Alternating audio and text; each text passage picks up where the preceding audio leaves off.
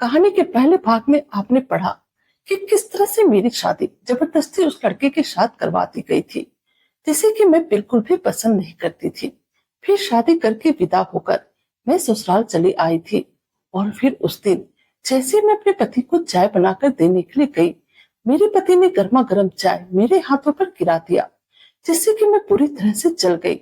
फिर भी मैं जल्दी जल्दी टूटे हुए कप को लेकर किचन में चली आई और वहीं खड़ी होकर अपनी किस्मत पर आंसू बहाने लगी और अपने जले हुए हाथों पर ठंडा पानी भी डालने लगी। फिर उसी वक्त मेरे पति भी पीछे पीछे किचन में आ गए और मुझे कहने लगे, खाना लगाओ।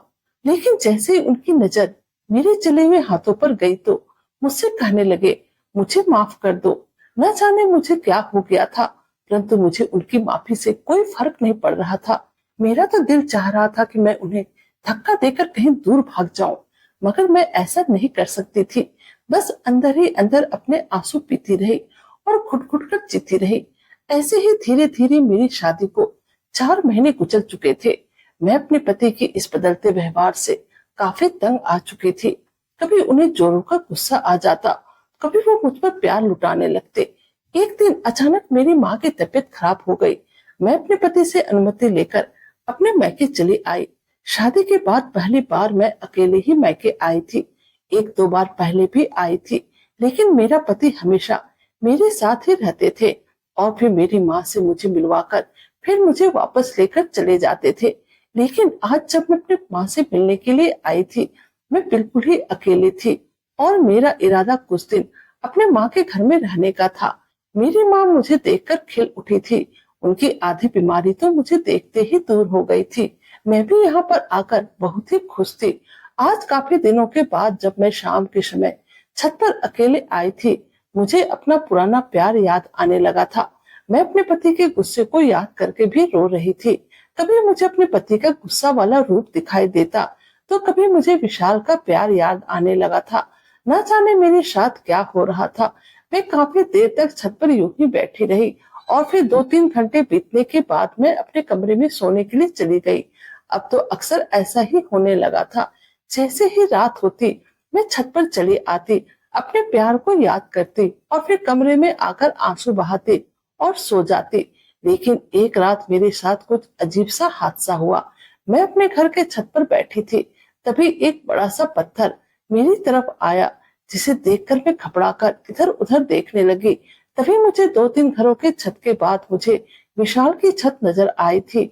आज बहुत दिनों के बाद मैंने विशाल को देखा था। काफी दिनों के बाद उसे देखकर मेरे चेहरे पर मुस्कुराहट आ गई थी, लेकिन वह मुझे बहुत ही गुस्से से देख रहा था। उसकी नजरों में क्रोध की भावना छिपी हुई थी। अब वह मेरे छत पर मुझसे मिलने के लिए आ गया था और मुझसे शिकायत कर रहा था। वह मुझसे कह रहा था, मैंने उसकी मोहब्बत को इतनी जल्दी कैसे भुला दिया? क्यों तुमने मोहब्बत के दावे मेरे साथ किए और शादी दूसरे इंसान के साथ कर ली? उसके सवालों पर मैंने उसे बताया, मेरे माँ बाप को हमारे और तुम्हारे रिश्ते के बारे में शक हो गया था, इसीलिए उन्होंने मेरे साथ यह सब कुछ जबरदस्ती किया है। उसे मेरी बात पर विश्वास आ गया था, तभी उसने मुझे कुछ नहीं कहा और अब हम दोनों फिर से कई कई घंटे एक दूसरे से बातें किया करते थे या फिर अपने घर के छत से ही एक दूसरे को देख लिया करते थे। मैं जो अपनी शादी के बाद से बहुत ही चुप चुप होकर रह गई थी। मुझे दोबारा से खुश देखकर मेरी माँ भी बहुत ही खुश हुई, लेकिन कुछ दिनों के बाद ही मेरी माँ का व्यवहार मेरे साथ बहुत ही खराब हो गया। उन्होंने शायद मेरी चोरी पकड़ ली थी। मैं जो अपने आशिक से चुप चुप कर बातें किया करती थी, मेरी माँ को इस बारे में शक हो चुका था। तभी उन्होंने मुझे एक दिन कहा, तुम अपने ससुराल वापस चले जाओ, तुम्हारा पति तुम्हारा इंतजार करता होगा। मैं अपने पुराने आशिक से मिलने के बाद अपने पति को पूरी तरह से भूल बैठी थी, मगर अपनी माँ को याद दिलाने पर मुझे अपने पति की याद आई, जिसके बारे में सोच के ही मेरा गला कड़वा हो गया था। मैं अपना ससुराल जाना नहीं चाहती थी, परंतु माँ की जिद और जबरदस्ती करने के बाद मुझे अपना ससुराल जाना ही पड़ा।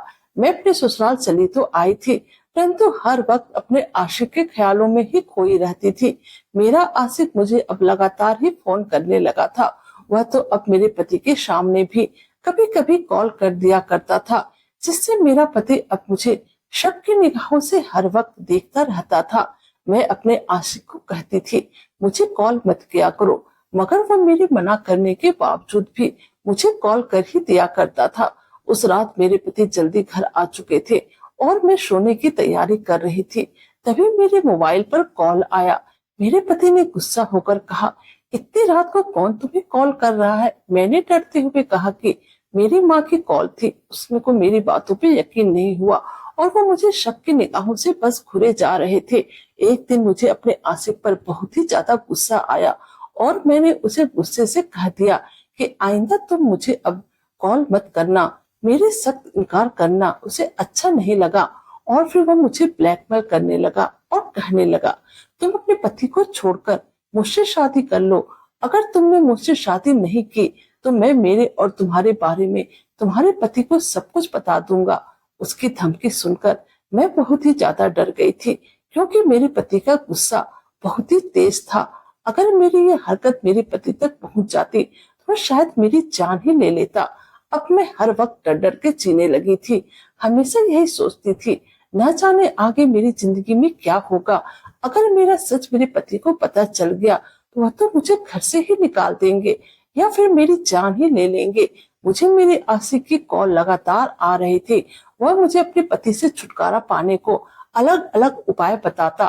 कभी कभी तो मेरा दिल चाहता था मैं अपने आशिक के बताए हुए उपाय पर काम करूं और अपने पति से छुटकारा पालूं, लेकिन कभी कभी सोचती नहीं, यह सब गलत है और इसके अंजाम के बारे में सोचकर मैं डर जाती थी और अपने आप के बुरे कामों से दूर रख देती थी। लेकिन फिर एक दिन मेरा आशिक अचानक मेरे ससुराल पहुंच गया और फोन पर करने लगा, आकर मुझसे मिलो, नहीं तो मैं तुम्हारे घर के अंदर आ जाऊंगा, क्योंकि इस वक्त मैं तुम्हारे घर के बाहर ही खड़ा हूँ और तुम्हारा इंतजार कर रहा हूँ।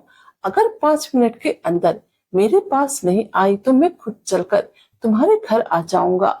मैं उसके धमकी से डर गई थी, इसलिए मैं उससे मिलने के लिए चली गई। मुझे यूं घबराया हुआ देखकर वो मुस्कुराने लगा था। मैं उसकी मुस्कुराहट से परेशान हो गई थी। तभी उसने मुझे एक दवा दी और उस दवा की बोतल को देखकर मैं परेशान हो गई। समझ में नहीं आ रहा था इसमें क्या है। मैं उसको देखने लगी। तभी वो मुझसे बोला, रोजाना थोड़ी सी दवा खाने में मिलाकर अपने पति को खिला देना, फिर वह पूरी रात सोता रहेगा और फिर हम दोनों आपस में खूब बातें करेंगे। तुम्हारे पति को बिल्कुल भी शक नहीं होगा। मैं वह दवा लेकर घर आ गई थी और उसकी बात मानते हुए उस दवा को थोड़ी सी मात्रा में पति के खाने में मिलाने लगी और हर रोज दवा मिला हुआ खाना अपने पति को खिलाने लगे। मगर मुझे नहीं पता था वह जहरीली दवा है जो धीरे धीरे मेरे पति को मौत के घाट उतारने का काम कर रही थी। मेरा पति अब दिन पर दिन कमजोर होता जा रहा था। उसकी आंखों के आसपास गड्ढे पड़ने लगे थे, जिससे मेरी सास बहुत ही चिंता में पड़ चुकी थी। मैं अपने पति को देखा करती और सोचती, कहीं मेरी दवाई खिलाने की वजह से तो यह नहीं हो रहा है। मुझे कुछ भी समझ में नहीं आ रहा था और फिर 1 महीने के बाद ही अचानक मेरे पति की मौत हो गई।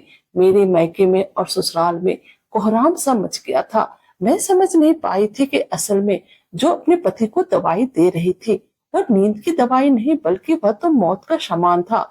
मुझे अब खुद पर अफसोस होने लगा, मगर मुझे यह भी खुशी थी कि मेरे कंधों से पति का बोझ खत्म हो चुका था।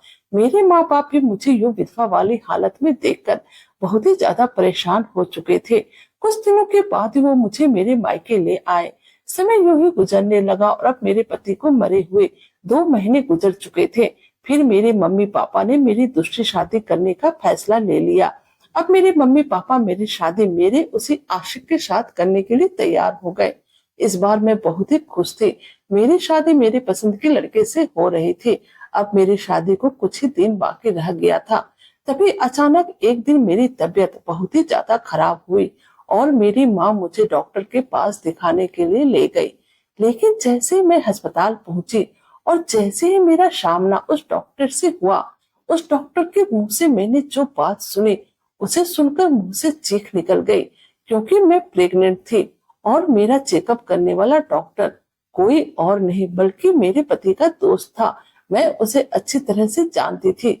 वह मेरी शादी में भी शामिल हुआ था और 2 बार मेरे पति के साथ घर पर भी आया था। आज उसने मुझे बहुत ही नफरत भरे शब्दों में यह खबर सुनाई थी। मैं जो जिंदगी का दूसरा सफर तय करने जा रही थी, यह खबर सुनकर परेशान हो चुकी थी। मेरा परेशान चेहरा देखकर मेरे पति का दोस्त मुझसे कहने लगा, शायद आपको इस खुशखबरी ने परेशान कर दिया है। मैंने हाँ में सर हिलाई थी। फिर वह मुझसे कहने लगा, मैं सब कुछ जानता हूँ और मुझे पता है मेरे दोस्त को आपने ही मारा है। उसके इतने विश्वास से कहने पर मैं बहुत ज्यादा डर चुकी थी। तब मैंने घबराकर उससे पूछा कि आप ऐसे कैसे मुझ पर इल्जाम लगा सकते हैं। तो कहने लगा, मैं आप पर इल्जाम नहीं लगा रहा हूँ, बल्कि मेरे पास इस बात की सबूत है, क्योंकि मेरा दोस्त अपनी मौत से कुछ दिन पहले मेरे पास आया था। मैंने उसका चेकअप किया था। उसकी रिपोर्ट देखकर मैंने उसे कहा था, तुम्हें कोई जहरीली दवा दे रहा है जिसका असर तुम्हारे शरीर पर हो रहा है। अगर तुम सही से अपना इलाज नहीं कराओगे, हो सकता है कि किसी दिन अचानक ही तुम्हारी मौत हो जाए। मेरी बात को उसने मजाक में उड़ा दिया था, मगर जब दूसरी बार वह मेरे पास आया, उसकी हालत बहुत ही ज्यादा खराब थी। मैं उसके करीब गया। वह मुझे कहने लगा, तुमने मुझे सच कहा था, मुझे स्लो पॉइजन दिया जा रहा है और वह देने वाला और कोई नहीं बल्कि मेरी पत्नी है। मैं अपनी पत्नी से बहुत ही ज्यादा प्यार करता हूँ। मैं अपने दोस्त की बात सुनकर हैरान हो चुका था। तब मैंने उससे पूछा, तुम्हारी पत्नी ऐसा क्यों कर रही है? उसने मुझसे कहा कि मेरी पत्नी का किसी और के साथ अफेयर चल रहा है। उसे यह सब देखकर बुरी तरह दिमागी धक्का लगा था। तब उसने जीने की अच्छा मौत को गले लगाना जरूरी समझा था। अपने किए पर मैं बहुत बुरी तरह से शर्मिंदा हो रही थी। मैंने एक अनमोल सच्चा रिश्ता खो दिया था। मुझे रोता देख मेरे पति का दोस्त मुझसे कहने लगा, तुम जैसी औरतों की जगह सलाखों के पीछे होती है। मैं उसके सामने हाथ जोड़कर बोली, मुझे जेल मत भेजो, तुम जो कहोगे मैं करने को तैयार हूँ। मेरी बात मानकर मुझे ऊपर से नीचे तक देखने लगा और फिर उसने मेरे सामने एक शर्त रख दी, तुम मुझसे शादी कर लो, नहीं तो मैं तुम्हें जेल भेजने में एक सेकंड भी नहीं लगवाऊंगा। जेल जाने से बचने के लिए मैंने झट से हाँ कर दी और अपने माँ बाप को भी इस बात के लिए राजी कर लिया। फिर कुछ दिनों के बाद ही मैं उसकी पत्नी बनकर उसके घर चली आई। धीरे धीरे मुझ पर यह राज भी खुल गया था। वह डॉक्टर सिर्फ अपने दोस्त का बदला लेने के लिए मुझसे शादी की थी। वह मुझसे दिन रात जानवरों की तरह काम करवाता था और मैं दिन भर भूखी प्यासी रात भर उसके घर को संभालती थी। मुझसे कोई गलती हो जाती तो मुझ पर जुल्म तोड़ने में कोई कसर नहीं रखता था। मेरे पास अब दूसरा कोई चारा भी नहीं था। एक दिन मैं घर का काम निपटाकर हॉस्पिटल जाने के लिए घर से निकली ही थी कि रास्ते में मेरा पुराना आशिक मुझसे टकरा गया। मुझे देखते हुए गुस्से के मारे मेरे ऊपर चीखने लगा। मैं जो अपनी जिंदगी उसके कहने पर नरक बना चुकी थी, मैंने भी उसे नफरत से देखते हुए बहुत ही गुस्से से कहा कि तुम्हारा मेरे ऊपर इस तरह से चीखने का कोई भी असर नहीं होने वाला है। तब उसने मुझे गालियां देते हुए कहा था, तुम बिल्कुल भी इस भूल में मत रहना, मैंने तुमसे कभी भी सच्ची मोहब्बत की थी। मैं ना ही पहले तुम्हारे प्यार में मरा जा रहा था और ना ही अब मरा जा रहा हूँ। मैं तो तुम्हारे साथ टाइम पास करना चाहता था, तुम्हारे शरीर को हासिल करना चाहता था, मगर तुम मेरे काबू में ही नहीं आ रही थी। इसलिए मैंने अपना गुस्सा ठंडा करने के लिए तुम्हारा घर बर्बाद कर दिया। आज इस शैतान की यह बात सुनकर मुझे बहुत ही बड़ा धक्का लग चुका था। जैसे तैसे मैं उससे अपनी जान छुड़ाकर अपने घर आई थी। मेरे दूसरे पति ने अपनी पसंद की लड़की से शादी कर ली थी और वह उसके साथ बहुत ही खुशी से रह रहा था। उसने तो मेरी नौकरानी से भी बुरी हालत कर दी थी। वह कहता था, जिस तरह तुमने मेरी जान से प्यारे दोस्त को तड़पा तड़पा कर मारा है, मैं भी उसी तरह तुम्हें तड़पा तड़पा कर बदला लूंगा।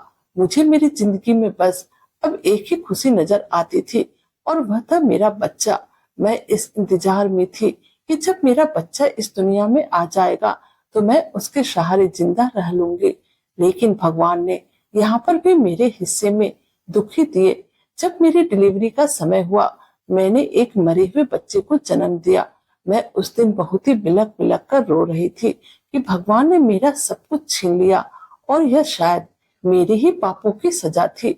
मैंने अपने इतने प्यार करने वाले पति को खुद अपने हाथों से मार दिया था और इसीलिए मेरा बच्चा भगवान ने छीन लिया।